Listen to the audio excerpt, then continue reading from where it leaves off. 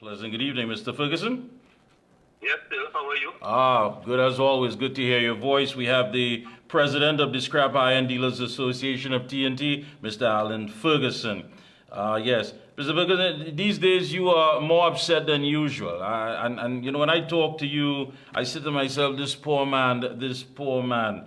You're now threatening legal action if you do not receive an export license soon. How did we get here? I mean, we heard about transformation of this industry. We heard about putting it on pause. We heard about so many people dependent on it. And yet still this total lack of respect that has been meted out to you and your stakeholders. Now you're threatening legal action if it is you do not receive an export license soon. Bring us up to date. How did we get here? Well, Mikee K, I want to thank you for having me, and I want to say good night to your viewers, people who listening all over the world, in fact. What I can say to Trinidad and Tobago is that iron ore is shot. Iron ore wondering how we reached it, because I will do all the necessary things that they ask me for. I will do everything, you know. Sometimes when you do things, you wonder, listen to me, you wonder if you do this or you do this. No, it's not like that. It's when they give me a document to fill out, and then they tell me that one of my words bad, I phrase it bad, they ask me to fix that, and then they say, all right, I did. They pull away the file, and I'm not seeing nothing. I will call them and ask them, and the situation is that it's not, and they do all what they can do. That is the people in the ministry. Now, as I could understand it, probably on the minister debt. So that is the situation that it is in reference to my export license. I will go through a lot of things that will go through with me in reference to this industry. I could say I will win a bid over some big contractors and big people in society, and they would give me the award that's showing me documents and send documents to me, telling me to get onto the permanent secretary to sign contract, and they would show me that send documents which I have, that I win an award, and then they would give it to me about 8 o'clock in the night, send it to me 8 in the night, and then take it back about 9 in the night, telling me that it pull it back. So you have to understand all these things, and these things can have mistakes in it. You can't sit down with somebody and decide it. Listen to me, I would have go through every single thing with them with the ministry, Ministry of Trade and yeah. No. This is the Ministry of National Security. Okay, all right, National Security. Because this would have been the port in the 93 containers on the all right. The port. No, let me ask you. You have dot your I's and cross your T's. That's what you're telling us here. But yet still you're claiming that you're being victimized. Why? Because well, I want to my lawyer, I don't have a discussion with my lawyer, and he say I have no reason to say that why I'm not victimized, because look, everybody get their own. Every single person scrapyard in Trinidad and Tobago get the license to export material out of Trinidad. You have to understand, it's 2 licenses that is issued to you. One of the licenses which I would have from last year, which they renew, and they would have make me sign a declaration stating that certain things, that this is one of the declarations that any licensed scrap person could come in your yard and supervise and monitor your books and all kind of things. All of these things I signed. My license renew until November this year. Now the export license, which I have to, when I buy the material now, I have to sell it back because it's business I'm doing. Now I've not been able to do this for months. Months I've not been able to do this. Since the industry opened back. Yeah, it hasn't been. But let me ask you, they have visited your place of business. They came through inspectors. They came through. Is that correct? No, they will. The only time they will come is when you start to pull containers. Okay. Export. they will be there, making sure that the containers and them folded in come and take a look at my yard. But when you have to get the license, when I had to get the license last year, you would have get the ministry of health, you would have get the police come, you would have get the fire. They would have been in the yard supervising and making sure the yard is how it's supposed to be. All these people went through it. So the license, to get the license, I would have go through all these things. I would have put it through the court and do every single thing. The magistrate would have given me my license. And then they now, based on the new law, they would have to listen to me. Based on the new law, we renew your license that you could able to go along with your yard and buy the material. All right. And the next stage is now we have to export, and there is where they want the new license to export. That is where we're having problems. All right, because Clause 7 of the Act says a license may be denied to applicants who submit applications with false or misleading information, are under 18, bankrupt, on discharge, and have been convicted during 5 years immediately preceding the application of an offense involving fraud or dishonesty. You made it quite clear that you have followed all the rules. None of that applies to you, but you still believe that somewhere that they wanted to tear you down to the point that you're bankrupt and you just simply cannot qualify. I mean... Yes. But you can't tell me you make me bankrupt when it's 11 months since I ain't pulled no containers and I have millions and millions of dollars of water material on the ground. Oh, you could tell me that? You can't tell me that? You understand what I'm saying? So if they want to go to that level, well, you know, we will have to leave that to the court. But you remember I told them that in a news conference. People don't understand, and that's why I mentioned it. That part of the new act is saying is that if you're bankrupt, you're able to get a license. Well, none of the other things that you mentioned, you can't get me using one wrong information towards them. I will do that. I do what I'm supposed to do. I do what it is honestly supposed to be done, and that is why I go through what I go through. Mikee K, go ahead. Trinidad.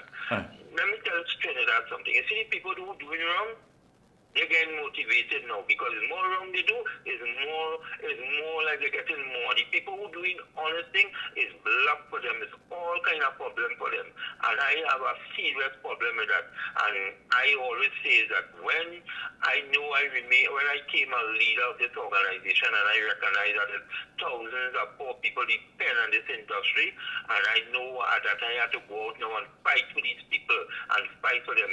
Let me tell you something, Mikee K. If you go with me in most of the dumps, like Arima dump, Claxon Bay dump, Point 14 dump, Arima dump, and Paula Spain dump, and you see people with a living, and we have to be fighting to give these people hampers and help these people.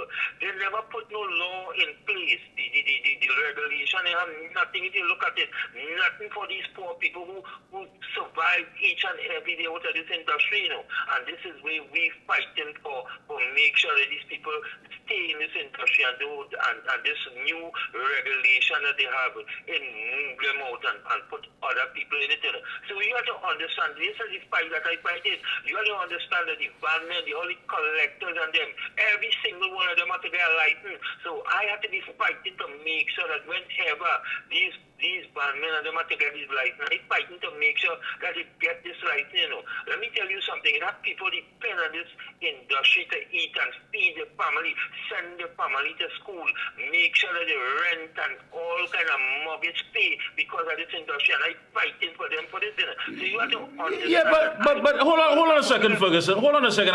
We understand what you've been fighting for from day one. We understand what you have been fighting for the fact that there are people who need to have this industry so they can feed themselves, their children, send them to school. We understand that. But when you look at it, is the government fighting fairly with you? This is not a fair fight. Let's look at it honestly. This is not a fair fight. And right now we are in the midst of a local government election. Do you believe that government is simply just buying time until this local government election, when the dust settles, to finally say, listen, once and for all, the industry is no longer able to accommodate people like you and others who have worked to build it and depend on it wholly and solely? Do you believe that?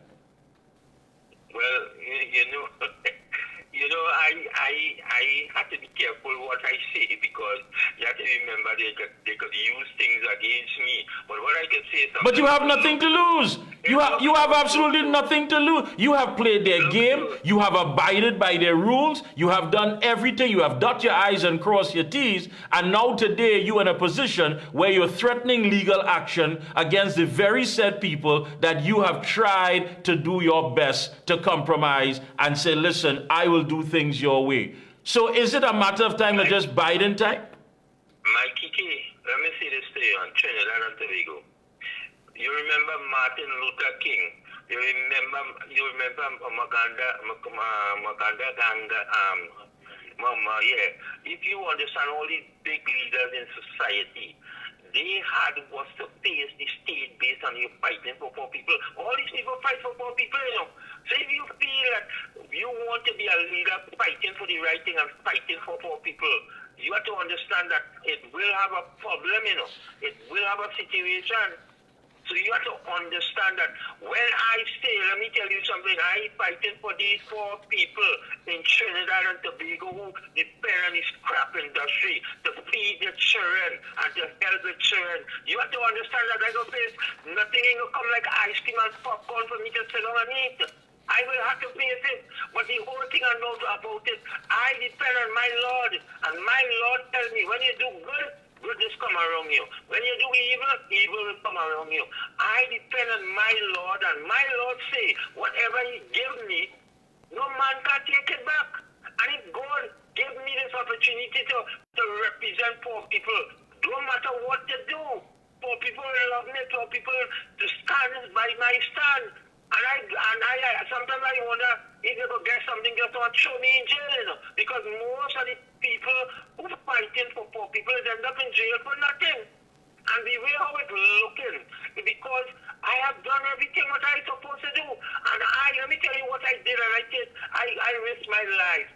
I went and shut down a yard for doing the wrong thing. I went by the police and they take the police and carry them and shut down yards for doing things that they ain't supposed to do in this industry. So I know I have to lead with an example. And I was one of the people who went out first and tell these scrappiers and them, hey, all you let me stop. Do not buy TSTT copper. Do not buy TSTT copper. Let me tell you something, Mikee K. Not one person get locked up, you know. All this thing, not one person get charged, you know. Not one person get charged who was exporting no material, you know. And I am saying that all these people who get license, I have absolutely no problem with them because it's members of the association. Most of them. So what I am saying is why is only me that was not issue an export license. So what are you trying to say? My yard is one of the largest yards. You stated that I do so much wrong thing that I can't get a license. Not one thing that have a meaning. No police never run into my yard. And when they run into my yard to look for something, they find nothing. Because you know why? I do not buy stolen stuff. We go to a rigorous kind of situation. From in front of my yard to straight to the back. You cannot come in my yard with no stolen stuff. If you get you, well, you will get you. Yeah. Let me tell you, if you get you to slipping something, you will get you because a old piece of small piece of iron, you can't make it out if a man steal it, you can't make it out. But what I could tell you, anything you come with, not like you come with some big steel pipe from licensing or WhatsApp. And then when the police catch you, the police come and lock you up, and then you get your license, you know. Not with me. You ain't getting that in my yard. So I hope and I pray that I think good sense prevail. And we hear you, Ferguson. We hear you. I mean, we've listened to you for quite some time. I mean, you're always there. I mean, battling this out. But I hope you have that you're conscious enough to understand that the folks that you're fighting against do not see you perhaps as, you know, vital to this industry. I mean, you're at a point now, again, you're threatening legal action. We wish you all the best in all of this, but where do you go from here? Go ahead, closing comments, go ahead. Mikee K, my closing comments, because I believe we have a God, and I believe that when you do evil, God will deal with you. I believe that when you do good, goodness come and follow you. And I understand that I not have no police by my door or police looking for me. So I know I'm doing good. I see in every way in Trinidad that I go, people employing me for fighting for something for poor people. They see that you is one of the person in Trinidad going about fighting for poor people. And you know what I doing these days too? I'm going about telling people stay away from crime.